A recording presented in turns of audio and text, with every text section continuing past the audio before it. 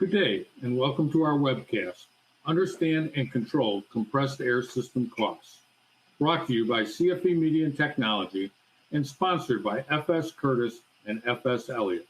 We're joined today by Frank Moskowitz, the Compressed Air Challenge instructor. I'm Kevin Parker, an editor with CFE Media.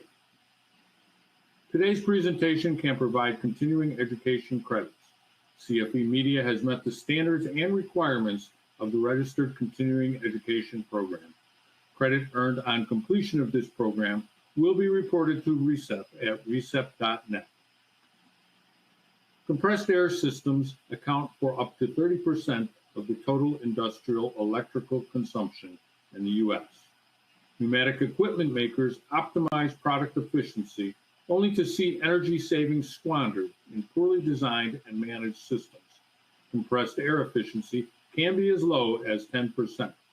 To control costs, you can produce compressed air more efficiently or consume less compressed air, but measuring cost effectiveness means more than checking the electric bill. It means taking a proactive look at how, when, and why compressed air is used. Stay tuned to this webcast to learn best practice compressed air strategies. Learning objectives for today's session include understand compressed air versus other energy sources, how air controls are used, condensate removal options, and quantifying leakage losses. This event is a live educational webcast presented on April 19, 2022. The educational category is Technical Health and Safety. There are some tips to help you get the most from today's webcast. If you experience issues with the slides or audio, refresh your browser or click the Refresh Media button under the presenter's picture. Control the volume of this webcast by adjusting the volume on your computer or on the webcast platform. For technical problems with the audio or slides, click on the question mark at the top right corner of the screen to access a list of system checks to try before contacting an online technician. If you do need a technician, type a message in the Ask a Question box and someone will get to you as quickly as possible. The Ask a Question box is also used to ask the speaker questions. The live Q&A session will begin after the presentation concludes. Today's webcast is being recorded. You'll receive an email within a week with a link to the on-demand event. To take the Learning Unit exam, use the Learning Unit exam tab option at the top of the screen. The exam will open in a separate browser window. You can complete the exam after the webcast. However, the link will break when the webcast signs off. We'd now like to share with you some brief videos from today's webcast sponsors, FS Curtis and FS Elliott.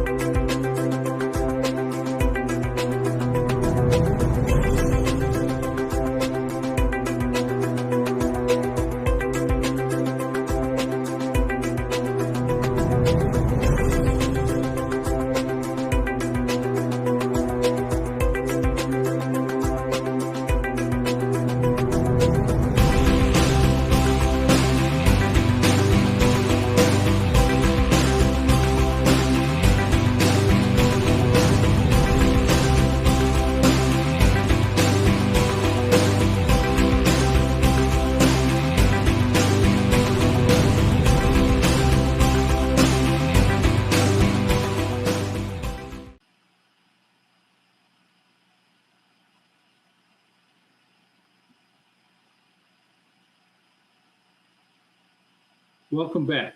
I'd now like to introduce today's speaker. Frank Moskowitz's extensive background includes 49 years experience in plant engineering. He has a degree in mechanical engineering and in education, including for refrigeration, electrical, and plumbing trades. Frank's areas of expertise include compressed air and vacuum systems, contaminant removal, systems design, and energy management. Frank is a compressed air challenge instructor, an Air Masters Plus instructor, and a Department of Energy and CAGI expert on compressed air systems. Frank is Vice Chair for ASME Standard EA-4-2010 for Energy Assessment for Compressed Air Systems, and is a member of the International Standards Organization Technical Committee for Air Compressors and Compressed Air Systems Energy Management. Frank, welcome to today's webcast, and please go ahead. Thank you, Kevin. Thank you. Well, we already have a little bit about me here. Hello, everybody. So we'll skip this slide, and we'll get right down to it. And Kevin had a really good beginning slide, that invitation to capture your attention about compressed air only being about 10% efficient. That should get you enough attention to want to watch this thing really carefully. So we look at the compressed air system, and if you've ever taken a compressed air challenge course, we look at it as a systems, not a compressor room or supply. It's a system. So we call it a systems approach. Now, this picture here shows a powerhouse or a compressor room and a manufacturing plant. So if you look at it and you follow down to the left there, you'll see you need to produce air more efficiently. That's how you can save. But remember, the title of this is Understanding and Controlling Compressed Air System Costs. So you have to be able to produce air more efficiently in your compressor room. And if you're good enough and you want to get out to the demand, where I got to tell you, about 70% of energy reduction could be out there in the demand. That's where you can see using less compressed air. So the obvious thing, you take a little bit of both. A better compressor system, a better demand system, more optimized, total energy savings occurs. Please don't pick one or the other. You really have to do both. So we look at it in the compressor room. On the left, it says, improve compressor control, and what is your discharge pressure? Now, compressor control, it's a big industry today. Compressors, if you have multiple compressors, they typically will fight each other if you don't have a good control strategy, and it drives your costs up. The discharge pressure, we will discover later in a few slides later that every 2 psi is 1% of energy. Why is your discharge pressure higher than it should be? What should it be? We'll cover that. On the right, we're out in a demand. I want to use less compressed air. I'm going to reduce my air demand somehow, either with leakage or inappropriate uses, or somehow reducing your compressed air. And what is the pressure at the end use? Does it need to be 110? Can it work on 80, 85? These are the things that we'll cover in this slideshow, right? And the main question you should always ask yourself when you're looking at your demand is that third bullet point: how does compressed air support your production? In other words, you're using compressed air, you'll discover how totally inefficient it is, and maybe there's something other than compressed air that you could use to make your products.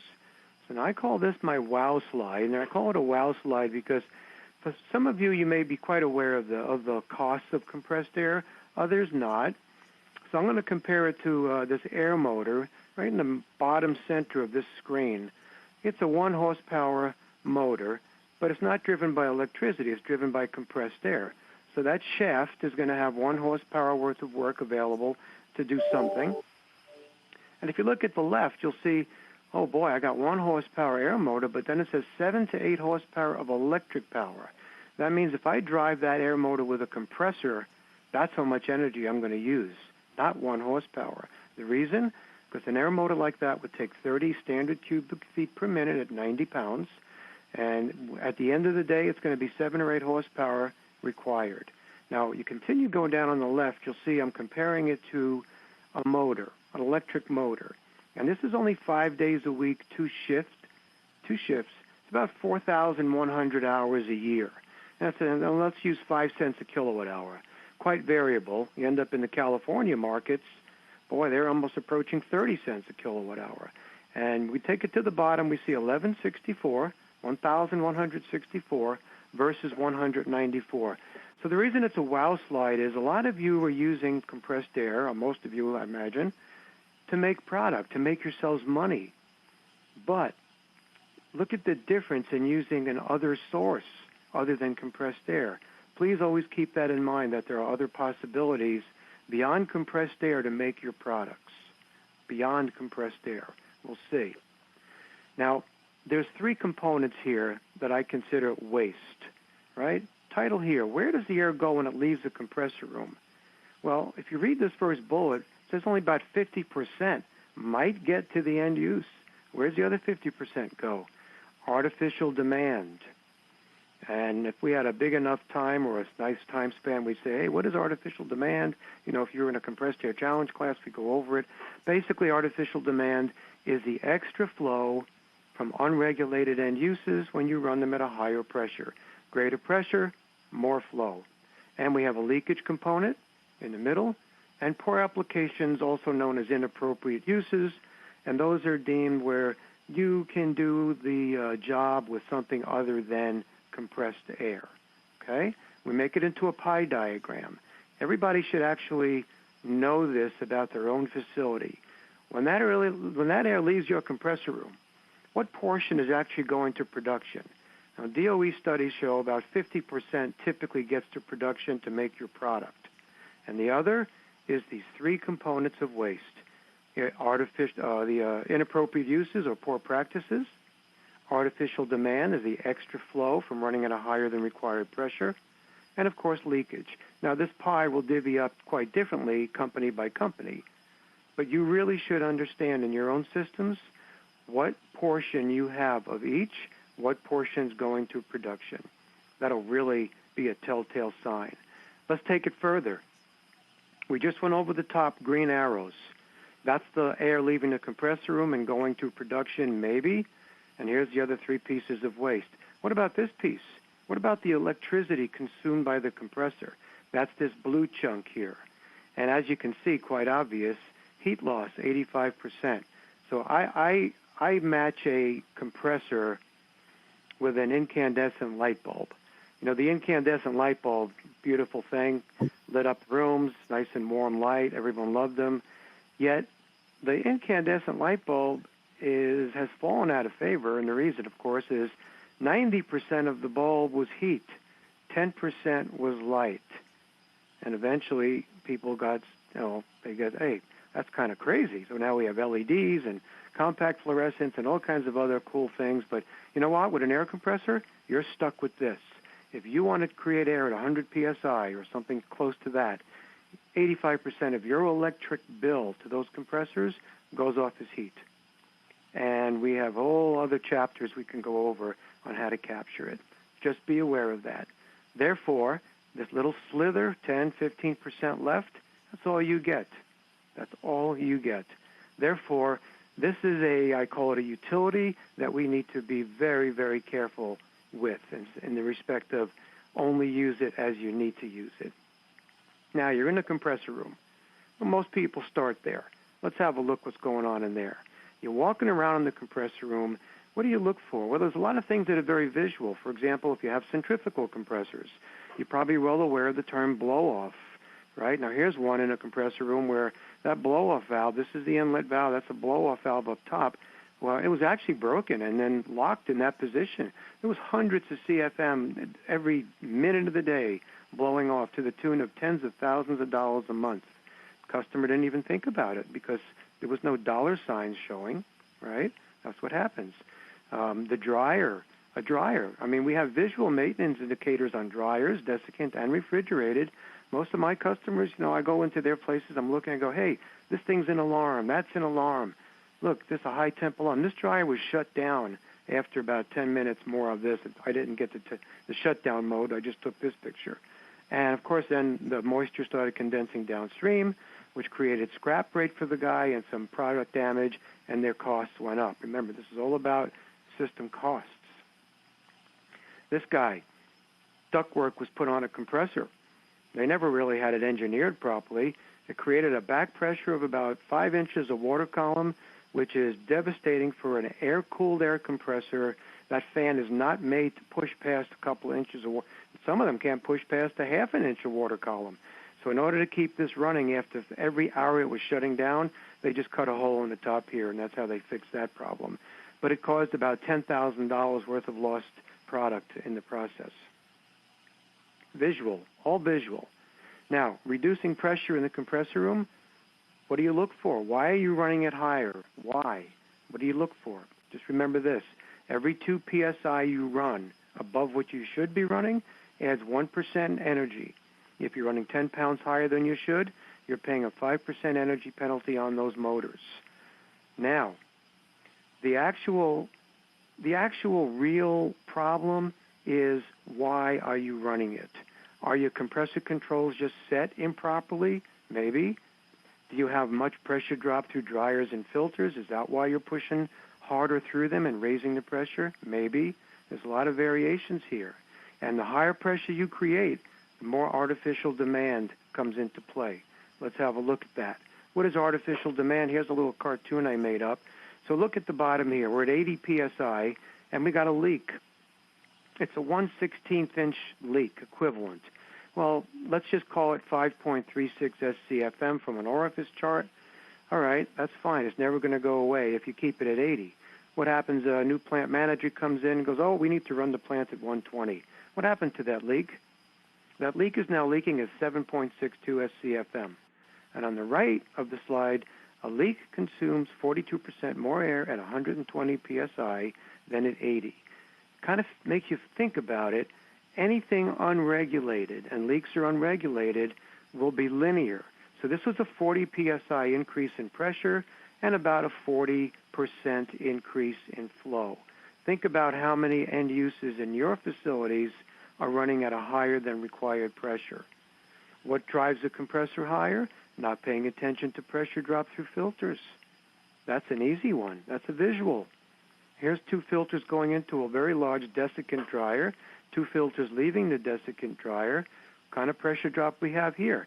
Visual. Customer even put green tabs there to make sure that nothing changed, but that was about a 10 or 12 pound drop through that. And the end result, I mean, it's not devastating to anybody, right? Well, the devastating part, this customer ran about 2,000 horsepower at 12 pounds higher than he needed to. That's 6%. What's 6% at 12,000 horsepower? So I think you could do the math in your head. This hundreds of thousands of dollars wasted on energy of running compressors too high. What makes compressors run too high? Here's another classic. This receiver tank only had 2-inch piping in and out. The customer's piping was 4-inch.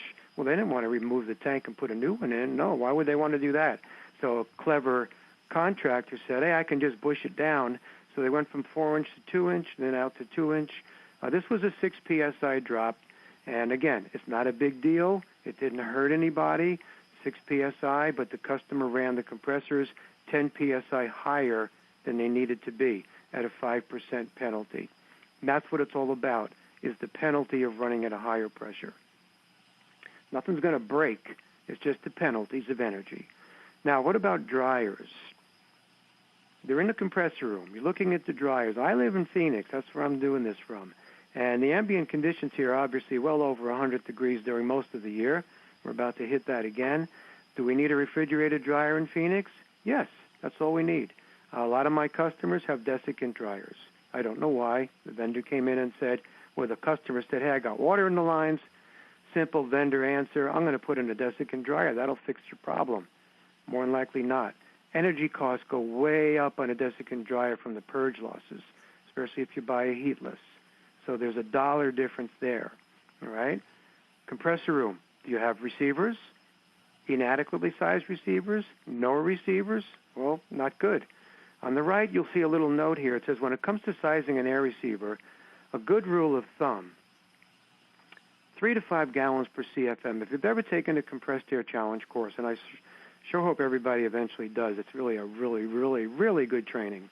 3 to 5 gallons per CFM of the compressor that is trimming. Don't get confused when you see that. It is not equal to your total amount of compressors. So if you had, let's say, 1,000 CFM of compressors in the compressor room, that doesn't mean you have 3 to 5 gallons times 1,000. You know, if it was only a 200 CFM compressor trimming, that's the one you gauge it on. And that's a load, no load compressor. Those of you that have variable speed or different kind of controls, modulated inlet, variable displacement, where they're not loading and unloading, it's a little bit different mathematics. So those are the folks that need to look at the blue line on the bottom here where it says, rules of thumb are great, but nothing beats real data when it comes to receiver sizing. If you want to put in the correct size receivers, and you don't want to use a rule of thumb, you need a study. You need a study. Let's take a look at this slide. Best practice slide. Why is it a best practice? Because I have a wet receiver acting as a control storage and condensate dropout. Then I have the dryer, which could be desiccant and or refrigerated, doesn't matter at this point. And then I have a second dry receiver. And note the size difference. The size difference is critical here. The typical ratio is 25 to 30% on the wet, 70 to 75% on the dry. The reason, let's say this was a 500 CFM air compressor, and all of a sudden the demand had this 800 or 900 peak flow, right? Sometimes the demand has a peak flow that momentarily exceeds the online horsepower. And if that's the case, and you only had a wet receiver, where do you think that air would come from? It would be whipped out of the wet receiver through the dryer, through the filter, probably re-entrained junk into the system. But if you had a dry tank there as well, the dry tank is filled with clean, dry air ready to go. You get the picture? That's the ratio you want. That's a beautiful system when you can do that.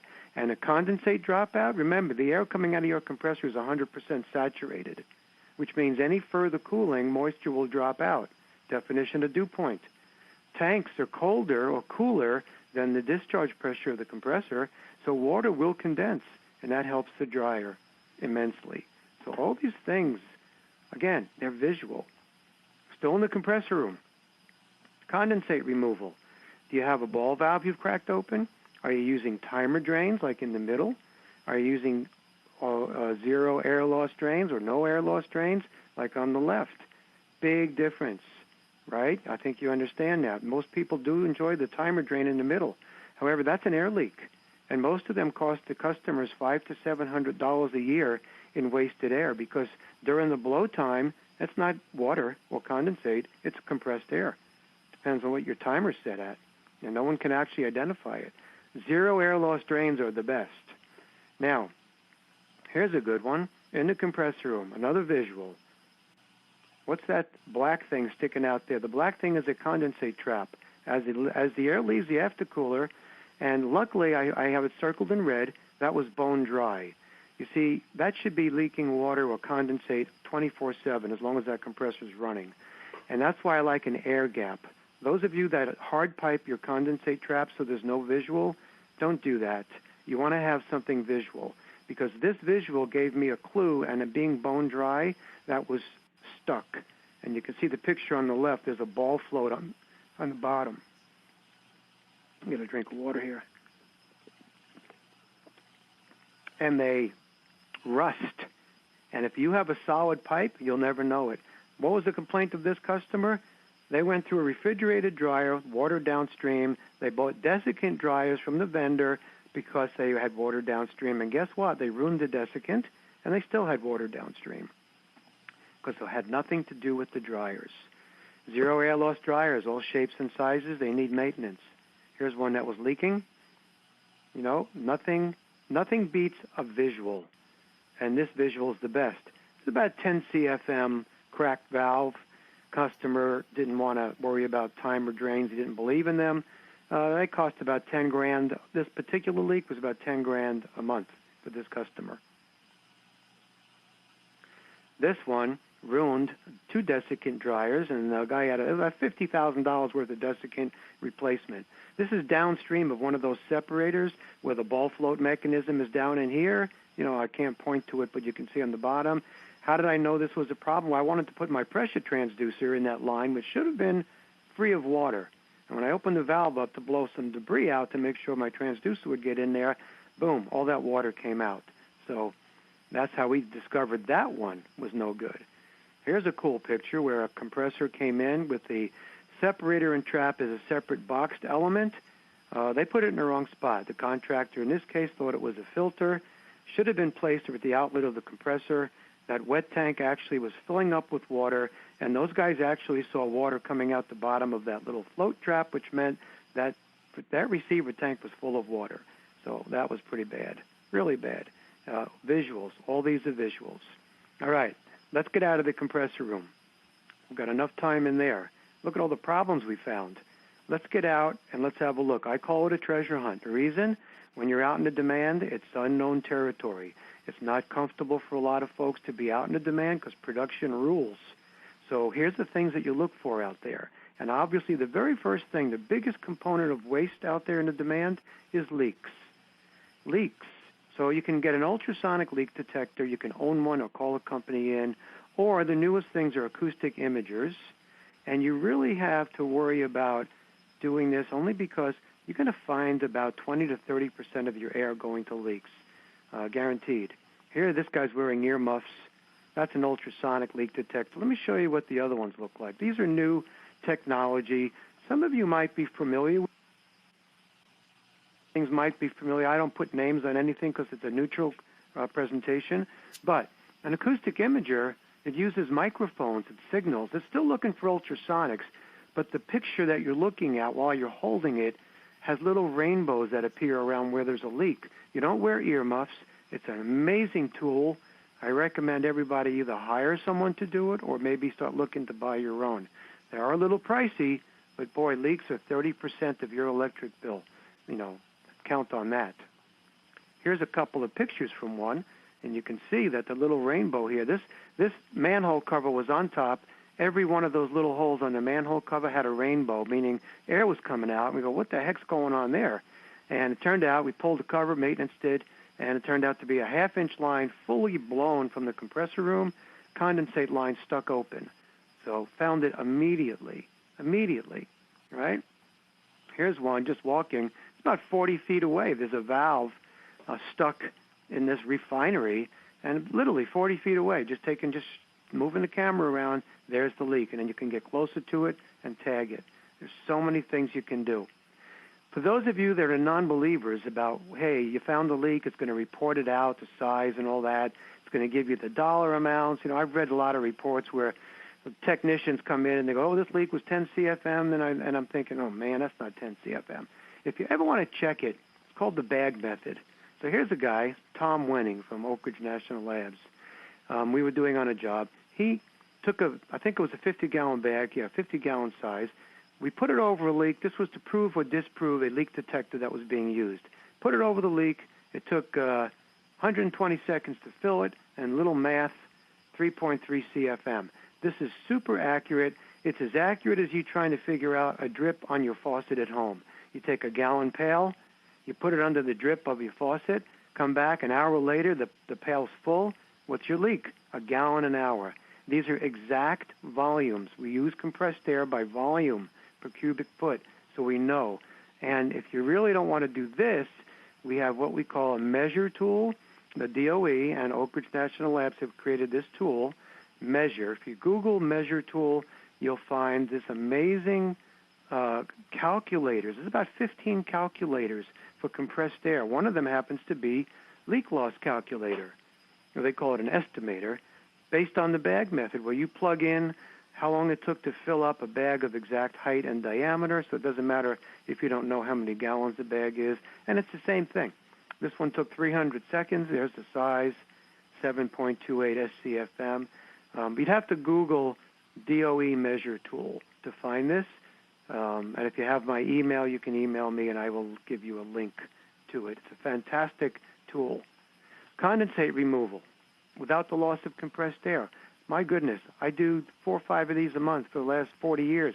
You can't believe how many people just still crack valves open out there. This is not in the compressor room. This is out in the demand, right? Point of use pressure. You're out in the demand. Now, this is a little tougher. Operators crank the pressure to full header, and if you ask them why, they might say, well, I need it. It won't run at a lower pressure. So here's the thing. On the left, the bright orange square, if the total system could be running at a higher pressure, but it's only satisfying the need of maybe one point of use. I can't tell you how many jobs I've been on where it's one machine out of hundreds that really has a valid reason for using, let's say, 110. What does the customer do? The entire plant's running at 120 to satisfy that one machine. On the right, if it can be modified to operate at a lower pressure, make the fix. Second bullet point, in bold, If the high pressure application is valid, find a better way to serve it. You can do that by making a separate compressor or a booster. That could serve it. And if you can fix that end use just by itself, then you can drop the rest of the pressure. That's the last bullet point, reducing the leakage and the usage of air. Remember, artificial demand will drop. It's really incredible. Here's just an example of an air amplifier. I don't have a picture of an electric booster, but that's also an opportunity for a particular end use that needs pressure higher than the rest of the plant. On the right, it just shows you a quick cross-section of what's going on. It's a double piston. One's larger than the other. Therefore, area A, when you push on that with the pressure, it's going to amplify area B. Typically, these ratios are 2 to 1. So in this picture on the left, it's a tank-mounted amplifier. You feed into that front filter there. Let's say you only had 80 psi available at that end of at the factory. That means you could store 2 to 1 or 160 psi in that tank. Now you could use it to regulate it to that end user as you choose, right?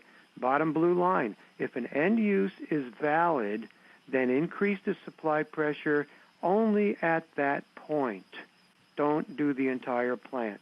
Again, you're out into demand. You're looking for ways. That's going to reduce your energy incredibly. Now, point of use. How many air hoses do you see hanging around your plant? Are they on the floor? Are they undersized? You got a guy like this trying to use an air tool, picking up a 1/4-inch hose. Now, I don't have an arrow to point to this chart, but this is a valid air pressure loss chart in PSI. So what I'd like you to do is take a look at the first column where it's 1/4 inch by 10 foot. Picture a rubber hose 1/4 inch by 10 foot. Now look at the very left column where it says airflow. Take your eye down to the 18 to 20 CFM, which is a typical pneumatic air tool. Some of them are more, but I'm using that because we've run out of pressure loss. Carry to the right, and you'll see that a 1/4 inch hose, 10 feet long, if you try to flow 18 or 20 CFM through it, you will lose 19.6 PSI. How do you like that? What happens to those of you that have air hose reels, where an operator actually has 25 or sometimes 50 feet of hose wrapped up in the reel, and they pull down, and do you wonder why an air tool stalls? Right? Think about it. I mean, why would an operator say, I need 130 pounds for this air tool? It's a terrible thing in industry that at the end use, no one pays attention to it. Undersized hose, undersized fittings, quick disconnects. Look at this. This is a visual in the demand side. This gauge actually has a green area of where the manufacturer intended it to run. Where do you see the needle? The needle's well over 100 pounds. The guy cranked that up to header pressure. So let's say this is 30 pounds higher than it needs to be. Remember artificial demand. 30% more flow to that end use. 30%. Here's one. Look at this. Do not exceed 60 PSI. What did the operator crank it to? 90. That was probably all the header pressure they had. That's 30 PSI above what is required. All right? Is it any damage to the machine? No. But it's 30% more air. Picture how many times. So you could have hundreds and hundreds of more CFM from artificial demand if you don't pay attention to this stuff.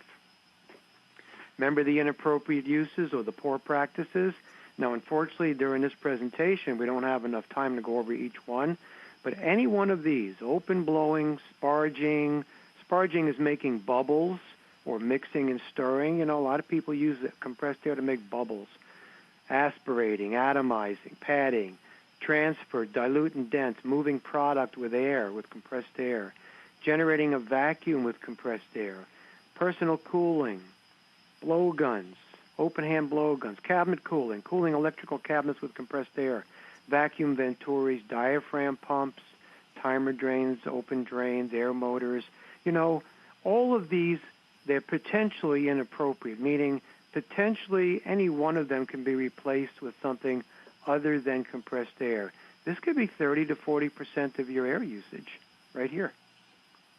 I mean, here's a visual. Look at this. They cut the end of the hose off on the left. 3/8 inch hose. You know how much air you can get out of that? OSHA would love to have seen that. On the right, these are styrofoam egg cartons. They just don't separate properly by the mechanical swirler. So they put a 3/8-inch hose there, full blast, and they never even turned it off when there was no product there. Wasted air, wasted energy. On the left, air motor driving an ink tank, very popular. Any company that has to silk screen or print bags in that industry. And back in the day, the ink was an explosive environment. Most of the ink, I would say almost 100% today, is water-based. Do you still need to have an air motor? No. That's a probably 5-6 horsepower worth of compressed air. Can be swapped out with a 1/4 horsepower electric motor. On the right, conveyor driven by an air motor. Works great. Variable speed, all kinds of cool things like that. But electric motors are also controllable by VSD, and it's not required. That's inappropriate, right? Brand new installation here. Air motors. These are water-based solutions in those vessels. No reason whatsoever that they picked it. These are about 15 horsepower of compressed air each, and they ran 24/7. Each, right? It's like a 40 horsepower compressor right there. Each one could have been replaced with a 1 horsepower electric motor. Ink tank on the top could be replaced with a gear drive electric motor. It's water-based. Here's a good one. This customer, the motor was overheating on this compressor. Well, these are air movers. Now, air movers do a fantastic job. It sucks in a little bit of air up here and can blow about 15,000, 20,000 CFM of cooler air, so they do fantastic. However, this size air mover, you can see the yellow hose, they take about 80 CFM. This customer spends $100 per CFM per year. Put a dollar amount like that is really important for you to know that. That means this is about an $8,000 a year energy. It never shuts off. Year after year, it stays on. And they spend $8,000 a year to keep that motor cool. Now, I would imagine a service call from a compressor tech would be worth it and be a lot cheaper than what they're spending. Well, they did it, of course, after the fact, after I put it in my report. Here's a compressor. The cooler bundles never were pulled. They were clogging. How do you fix it? Well, the customer fixed it by putting another air mover there and another $8,000 a year for 5 years. Are you kidding me? A technician wouldn't be charging that much. So these are just things that I find amazing. That makes production continue, and I know it's important, but boy, they can be looked at and fixed. Here's a pillow block bearing running hot. Why was it running hot? I don't know. Maybe there was a misalignment. Maybe they were using the wrong grease. But rather than investigate it, they just took an air hose, or an air gun in this case, and zip-tied the handle full bore, and they're blowing on it until further notice, anyway, until it seizes or they find a way to fix it. Pet food manufacturer blowing the water off of these pet food containers using compressed air. That is not a good job for compressed air. That's a blower application. Blower application here, blowing foam cups with compressed air. Blowing water off of an extrusion with compressed air. All of these are blower applications. None of them are compressed air. Vibrator, moving material down the chute for a filling application.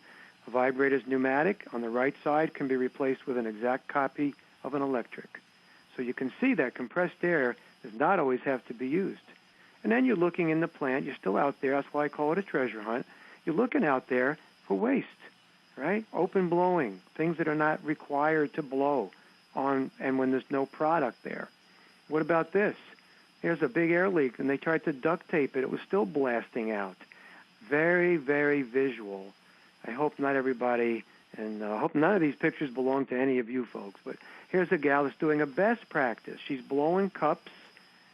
Rather than using compressed air, she has a leaf blower. That's fantastic. What's wrong with that? Here's a best practice. Blowing, well, there's no product on the line here for confidentiality reasons, but when product is on a line and they want to blow water off of it, they're using a blower. On the right, it's a 15 horsepower blower, and they use PVC piping, and they bring these knives, air knives, over to each line. These air knives will blow your hand away underneath. You ever go into a restroom now when you use the hand dryers, right, like a Dyson hand dryer? That's what they are. They're very, very powerful air knife blows. Very powerful. Let's take a look at pressure drop, and the most important, I call it, because systems have outgrown. Number one, they've outgrown the piping. Number two, filters are always undersized, in my opinion. No one sizes them for peak flows. Number three, top right, distribution piping, too small. It might have been good when the system was built, but it's no longer valid. No longer valid. Distribution pipe diameters, 20 feet per second. If you go to a compressed air challenge course, if you look in a KGI data handsheet, you will find that velocity in pipe, 20 feet per second in the compressor room, 30 feet per second out there in the demand, right? And there's calculators from that measure tool I was telling you about to actually help you size pipe based on flow. And of course, we talked about number 4, which are hoses, right? Hoses.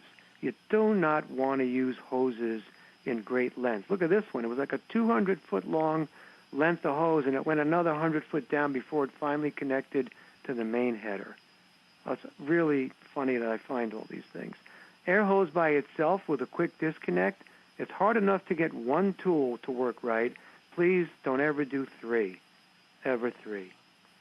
Let's talk about maintenance. We're going to be finishing this up in a slide or two.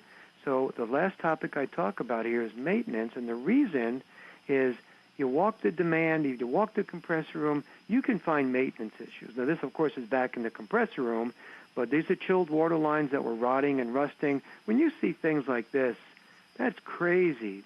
That's a shutdown waiting to happen. An inlet boot on a compressor ripped in a mineral processing facility. It's like sucking in lapping compound. How long do you think that air in would last, right? That's what happens. So I'm going to summarize. This is my last slide. Top left, energy-efficient compressed air systems improve product quality, reduce your scrap rate, and they increase profits. That's what the title of this thing is. The title of this, Understand and Control Compressed Air System Costs. It just happens automatically as you start to improve. It pays dividends. On the top right, it says reduce energy costs. They go right to the bottom line. Right? Unfortunately, you don't have a line item on your electric bill for compressed air, but it still reduces it incredibly, and it drops your demand. And the bottom right one, I think, is the most important statement I'm going to make here. You must walk the system. Most of the waste is very obvious, very obvious. I thank you. Okay, Kevin, you take over. Well, thank you, Frank. That was really an amazing presentation. I think you said it all in your own words. Nothing beats a visual. And really the amount of visual detail in your presentation was outstanding. And we had a nice, sizable audience that stayed with us throughout the entire webcast. So congratulations on that. Thank you. Got a couple of questions from our listeners. First is, do you recommend using the leak detector camera throughout the entire system to assess total leakage? Right. The brand new acoustic imagers, I do the entire system. You find a leak, it takes a picture, it notes it, and you make a tag, and it actually will write a report, because once it knows the size of the leak, it puts a dollar amount to it, and you get a really, really good report. So yes, the whole system. Great. So I assume you have one of these acoustic imagers, Frank, and you're using it. What 3 of them. What is the technical innovation that makes it possible? Well, it still uses ultrasonic sound waves. It's just rather than you putting on earmuffs on your head and then just listening for a sound and trying to get closer to the sound, it just turns it into a visual little circle or rainbow. Same technology, just better. That's all. More visual. Cool. Another question from our audience. When is a desiccant dryer more appropriate than a refrigerator dryer? A desiccant dryer would give you a -40 dew point and better. So, again, I'm in Phoenix, so ambient conditions dictate whether you need a desiccant dryer. If you have piping that will get lower than the dew point of a refrigerator dryer, let's say is about 40 degrees Fahrenheit. So if your pipes are going to be exposed to anything colder than that, then you can no longer use a refrigerated dryer. You must use a desiccant dryer. If you're in a warm climate and ambient conditions are not an issue, but you're a pharmaceutical company or electronics where you have end uses that require pharmaceuticals especially, so microbial growth is limited, then that's another reason. So either ambient conditions based on dew point or end use conditions will dictate it. Thanks, Frank. To our listeners, there was over 100 people present during the entire webcast, so please send us some more questions. I'm sure your questions are much better than mine. One more question here, Frank. Any comments on pressure flow controllers, good or bad, for generating and storing at higher pressure and then distributing to the facility at a stable supply? Okay, that's a really good question, and boy, you know, it's a 50-50 split in our industry. I personally, I do enjoy working with them. I do recommend them. I recommend them for systems with high dynamics. Most of the ones I see in my customers, they're in bypass because they were put in by a vendor, only because the vendor could sell them and they didn't put enough storage in.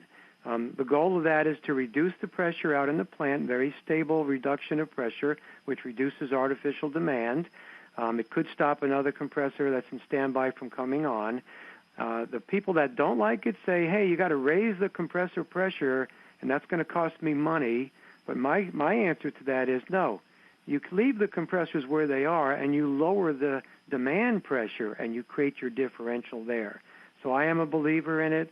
And again, if someone wants to reach me by email, I can send you lots of documentation on their benefits.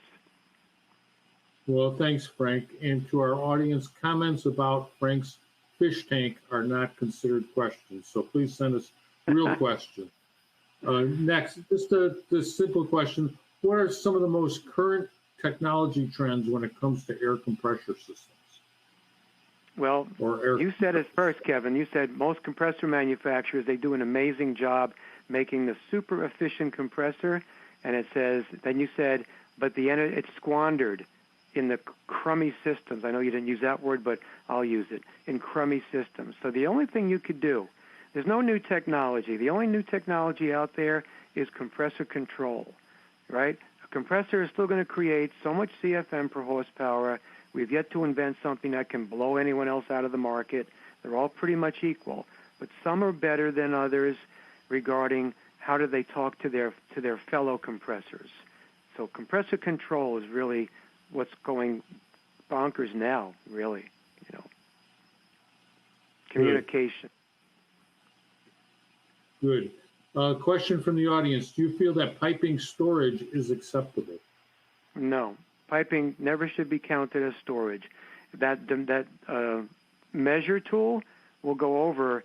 You can plug in a hunk of pipe and see how much volume it really is, and you'll be amazed at how minimal the volume in cubic feet is on a length of pipe. Unless you could crawl through your distribution pipe, then I would consider it to be part of your volume.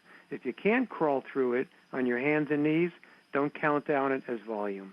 Receiver tanks are the only thing you can count on as volume. Good. What is a typical annual savings seen by production facilities after a site visit by an expert like yourself recommending some actions to be taken? Mine average typically 20 to 30% with fairly minimal, anything that they want to do. In other words, first of it's low-hanging fruit, of course, but 20 to 30%. My theory is whatever I recommend to a customer has to be realistic. Boy, I could tell customers, hey, do this, do that, and do this, and at the end of the report, it's like, wow, you're going to save 50%. And honestly, it's not realistic to the customer. The capital expense is just beyond what they could ever even hope to do. So if it's a good study, it'll be realistic to the customer within their CapEx numbers. The return on investment is there, and more than likely there's a utility that'll offer incentives. So 20 to 30% is a good number to make that an answer. Good. Any particular comments about use of compressed air in food and beverage industries? It's quite common, food and beverage industry. The compressed air used to be oil-flooded screws. They were required to put in food-grade lubricant because the food is in contact with the food sometimes, and even customers that say it never comes in contact with the food, it still does occasionally. So I don't really like food-grade lubricant because the maintenance on the compressors gets to be a little bit higher with more changes, more frequent changes, possibility of lubricant varnishing. I like oil-free compressors for the food and beverage industry. Good, thank you. What are the best applications for air-operated diaphragm pumps? Should they be replaced with electric? The answer is yes. I mean, there are some applications for an air-operated diaphragm pump. They do pump sludge. They do pump junk. You could stall it, and it won't break. There's a lot of reasons why folks use it. It could be in a remote area where there's no electricity. Could be in a dangerous area where electricity would cause a spark and an explosion. Other than those reasons, if you can substitute an electric centrifugal pump, you should look into that. Or in today's market, there are companies that make electric-driven diaphragm pumps, where it's an electric motor driving a cam, moving the two plates back and forth. But it is very expensive. I mean, that could be 100 CFM for a 3-inch pump. Pay attention to your pressure. Pay attention to the head. The pressure creates the head, and the more pressure you crank into a diaphragm pump, the more it's going to use. You may not need but half of that to do the job. Good. We've gotten to a lot of the questions.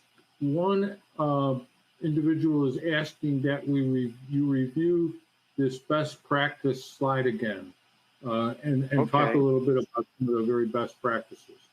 Okay, so we have, in this picture, we have one air compressor. Now, most people put in one wet tank. The wet tank, of course, is immediately following the air compressor.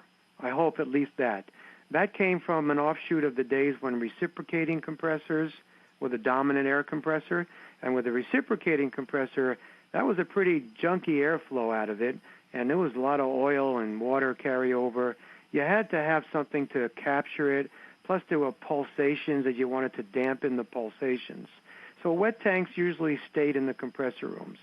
That reciprocating compressor broke, you put in a rotary like was shown here, and now that's what it is. And they forget the dry tank. No one ever puts a dry tank in. The problem here is, like I mentioned in the slideshow, let's just say that's a 500 CFM compressor, and all of a sudden the demand has a momentary peak flow that requires 800 CFM or 900. It happens. The peak flows from demand are always there. If you do a demand-side study, and I do them, if you have a flow meter in there, you'll notice, wow, look at that spike, pressure drops. Something happened in the demand where even if it's 10 or 15 seconds, it momentarily pulled more air than that compressor could deliver. So with only a wet tank, that's where that flow came from. That flow came from the wet tank. It whipped very rapidly through the dryer, which means the dew point was not met. It whips very rapidly through that filter, which is the most dangerous part. Dangerous meaning that filter might have been filled up with junk in the bottom, lubricant, aerosol, whatever. And if you put a high velocity of airflow through a filter, you peak flow it, it's called re-entrainment. You will re-entrain the junk in there right into your piping. So when you put a dry tank in as well, now the dry tank is filled with clean, dry air. So if you do have a high peak flow momentarily, it doesn't bother the compressor, it doesn't bother the wet tank, it doesn't bother the dryer or the filter. It pulls from the dry tank, and that's the goal. The reason for the size difference, do you want most of the air to come from the dry tank? The answer is yes. If the dry tank and the wet tank were equal size, you might have a tendency for that peak flow to pull some from the wet, and that's what you're trying to avoid. You're trying to avoid the peak flow from pulling from the dry tank. I hope that answers the question. Good, thank you so much. Well, we've got a few questions left. Let's see if we can get through them in the time we have remaining. If you can only use one receiver, which would you suggest and why? Is it different for load, no load, and BS? If I only had one air receiver, I would really want to know about my dynamic. If I had a very high dynamics, in other words, I had end uses that quickly pull air rapidly, I would probably want to put a dry tank in. If I had a nice steady demand, I would probably go with a larger wet tank. Now remember, a compressor that is load, no load, a lubricant injected rotary screw, not talking oil free, lubricant injected rotary screw, load, no load, needs at least 3 to 5 gallons per CFM as a wet tank. So that's a little bit, I would love to spend more time on it, but I hope that hit home a little bit. Good. What are the most accurate type flow meters to use in a compressed air system? Well, the most accurate type, they're all accurate. It's a matter of the most cost effective. Thermal mass is probably the most common, and let me call it that, the most common. Thermal mass can be an insertion meter where you would hot tap the pipe and put a ball valve in the pipe, and the thermal mass meter would go down into the ball valve. Some about halfway into the pipe, some are, near the surface. But thermal mass, there's many different styles of it, and they're the least expensive, the easiest to use. Their turn down is the best, about 100 to 1. In other words, they will pick up a very low flow, and they'll pick up a high flow. You have to be careful with the other type meters. Never use a orifice plate meter. That has fallen out of grace. Those are usually the old ones where you have a plate in between two flanges, which reduces the size of the pipe to create a purposeful pressure drop. You don't want to do that. So thermal mass is my answer to everybody. If you have wet air, if the only pipe you can get to is wet air, then a delta P meter, which can also be available in thermal in an insertion style. So delta P is for wet air. Thermal mass is for dry air. Those are the two differences right there. And there's other meters out there, but some of them are $10,000, $15,000. The ones I'm talking about are probably between $2,000 and $3,000. Good. Okay? Our final question for today is more of a philosophical question. Why don't energy managers at plants communicate the high energy cost of compressed air systems to facility personnel so as not to use compressed air inappropriately? Well, that's a very, very good point. When I finish with a study and I sit down with all the key people, I always have them to raise the awareness of their workers. In other words, no one before my study knows how much compressed air has been costing them. No one knows the dollar amount per CFM per year. So if I tell a customer, hey, you're spending $200 per CFM per year, I want you to tell your workers now that when they see a leak at their workstation and it's 5 CFM, that's, what is 5? That's, you're looking at thousands of dollars that they're just ignoring. So I get to get the workers involved, and we do a whole culture change. That's what has to happen. The workers are the best folks. Great. Well, thanks a lot, Frank. There's a final question here that reads more like a case study than it does like a question. Maybe we'll get to that in the unanswered questions that we post online. But I want to thank you again for what was really a first-class webcast and sharing your expertise with our audience. Thank you. And as well, I'd like to extend special thanks to our sponsors, FS Curtis and FS Elliott, for sponsoring today's event. Now that we're just about done, we'd like to hear how we did. The exit survey will pop up on your screen as soon as the webcast ends. Please take a moment to complete it because we use this information to improve our webcasts. Finally, on behalf of CFE Media and Technology, I'd like to thank you for attending. This concludes our webcast. Thank you, and we'll see you next time. Thanks, everyone.